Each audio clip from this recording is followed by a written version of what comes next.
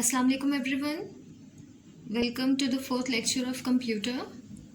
In today's lecture, we are going to study about the use of computers in shops and hotels, in computer controlled cameras, and in robots. So let's start the first topic. In shops and hotels, computers are used in shops and hotels for the following: maintaining records of stocks and prices of items, preparing bills. So shops and hotels में computers कैसे use होते हैं? Maintaining records of stocks and prices के जो भी record होता है हर चीज का वो कंप्यूटर में स्टोर किया जाता है. अब इस सबसे पहले तो स्टॉक क्या होता है?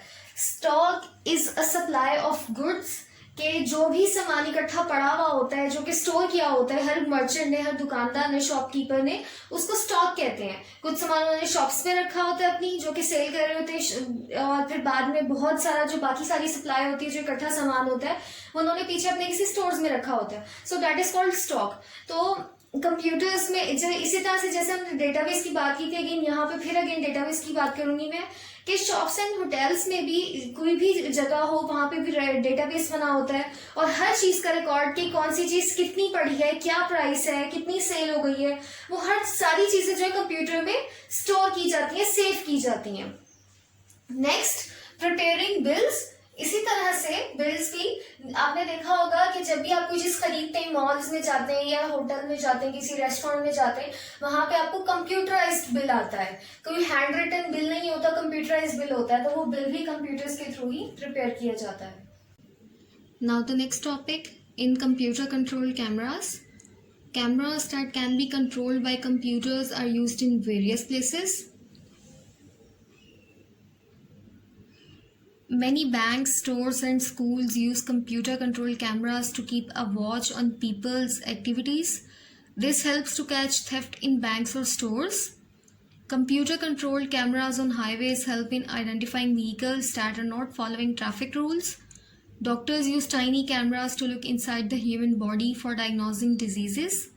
Cameras linked to a computer bring us pictures from the deepest oceans, from inside volcanoes, and even distant galaxies in space. तो कंप्यूटर कंट्रोल्ड कैमरास किसे कहते हैं?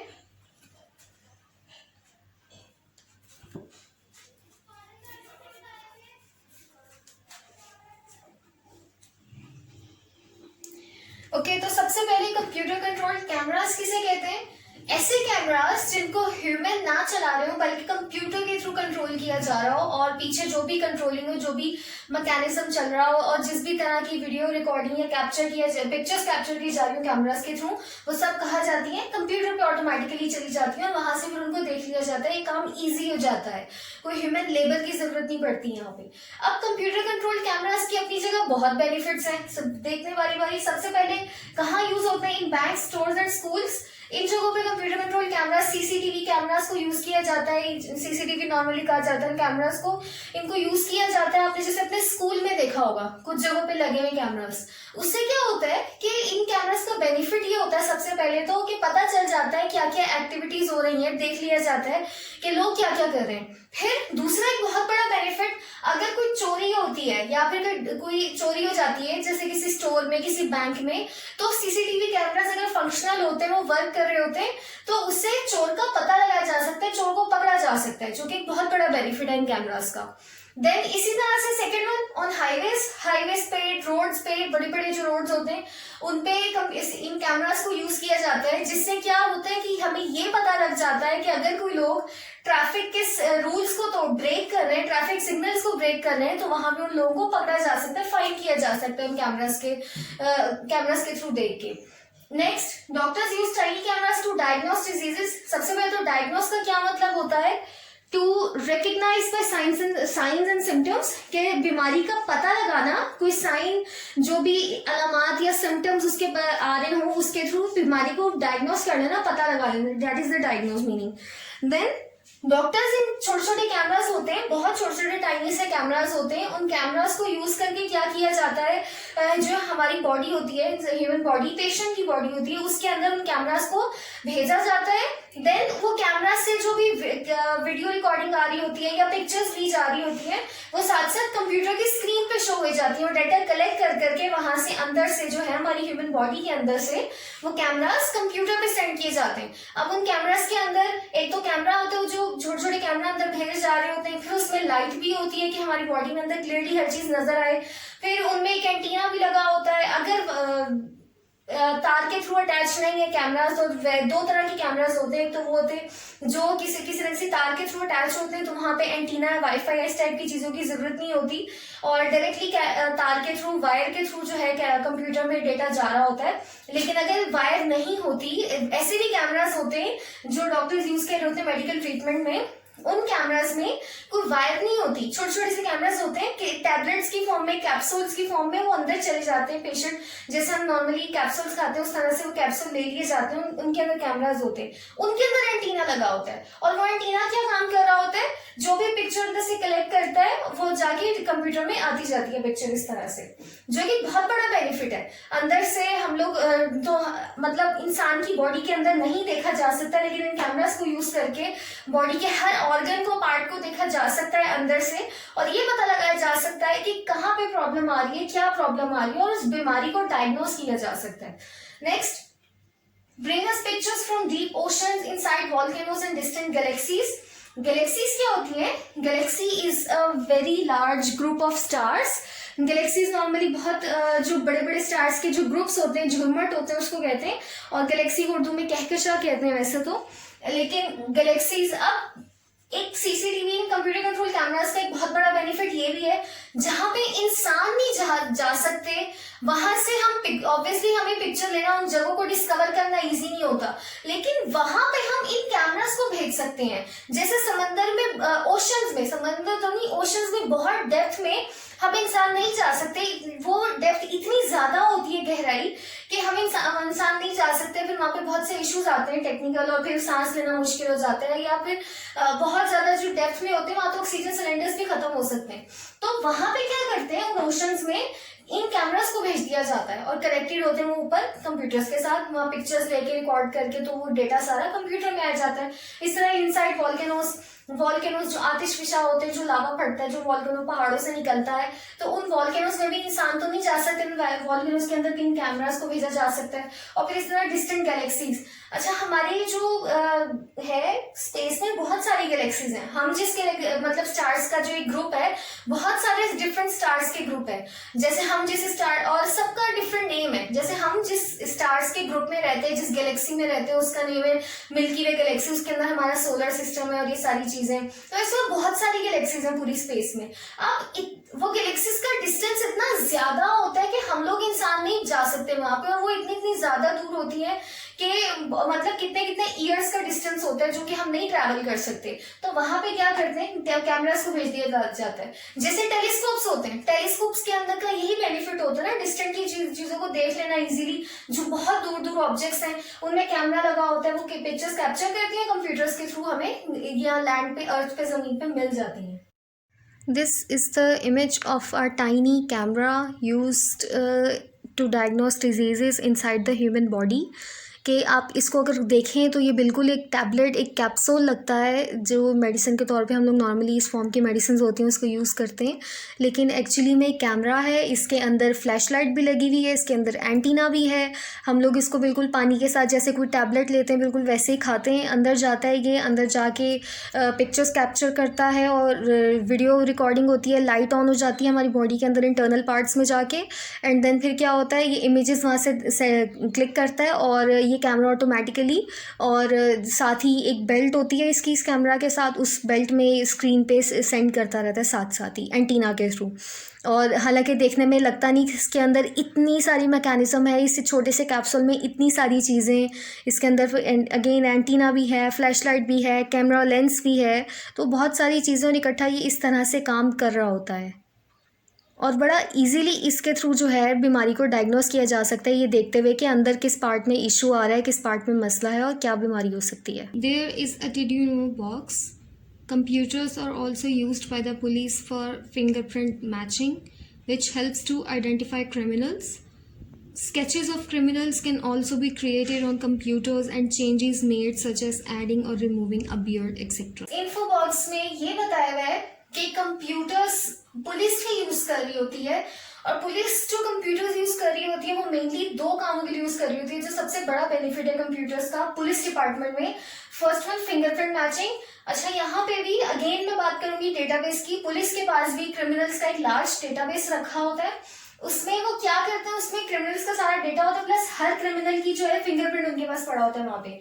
अब किसी क्रिमिनल को आइडेंटिफाई करना हो, किसी केस का मुश्किल आ रही हो, क्रिमिनल को पहचानना मुश्किल हो रहा हो, तो उस क्रिमिनल की फिंगरप्रिंट लेके और अपने डेटाबेस से मैच करते हैं, और अक्सर फिंगरप्रिंट मैच हो जाता है तो क्रिमिनल्स को इस तरह से पकड़ना इजी हो जाता है। तो ये एक बहुत बड़ा बेनिफिट है कंप्यूटर्स का।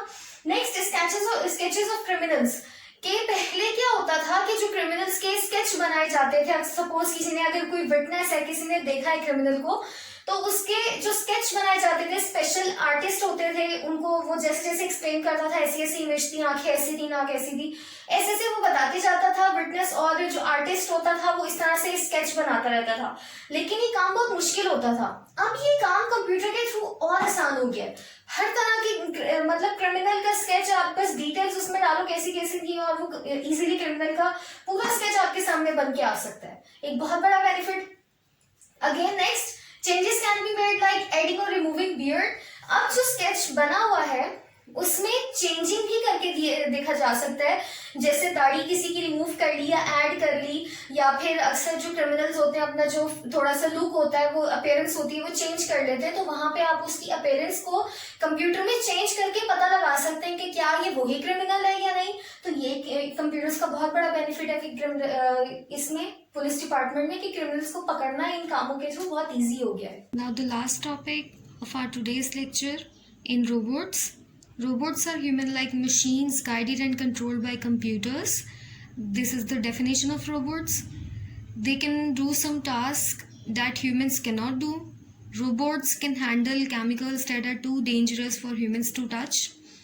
Robots can go to dangerous places such as underwater, deep underwater, to search for sunken ships or look for mineral deposits.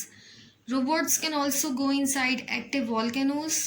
Robots help explore other planets. Robots help doctors perform operations. अब सबसे पहले तो robots किसे कहते हैं? Robots basically आप कह सकते हैं ह्यूमन लाइक मशीन्स होती हैं जिनको कंप्यूटर्स चला रहे होते हैं। Human like machines guided and controlled by computers, कि कंप्यूटर्स कंट्रोल तो कर रहे हैं लेकिन उन्होंने क्या काम करना है, उनको इंस्ट्रक्शंस देना, गाइड करना, वो भी कंप्यूटर्स ही कर रहे होते हैं।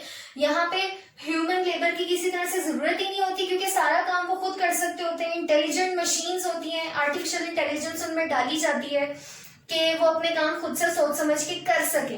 सो एक बहुत बड़ा बेनिफिट है रोबोट्स का। हर तरह की, हर इंडस्ट्री में, हर फील्ड में रोबोट्स कहीं ना कहीं हेल्प कर रहे हैं। अब देखते हैं बारी बारी कहाँ तक रोबोट्स यूज हो रहे हैं। फर्स्ट वन, हैंडल केमिकल्स, के जो बहुत डेंजरस केमिकल्स होते हैं, कुछ केमिकल्स ऐसे होते हैं जिसमें बहुत ज्यादा रेडिएशंस निकल रही होती हैं जो हमारे लिए बहुत हार्मफुल होती हैं। उन चीजों को कंट्रोल करना, मैनेज करना, उन केमिकल्स को हैंडल करना इंसानों के लिए बिल्कुल इजी नहीं होता। वहां पे क्या करते हैं, रोबोट्स को कहा जाता है। रोबोट्स जो है फिर वहां पे हेल्प कर रहे होते हैं, जहां पे इंसान उन्हें टच नहीं कर सकते या हैंडल नहीं कर सकते, तो वहां रोबोट से हेल्प ली जाती है, रोबोट से वो काम करवाए जाते हैं।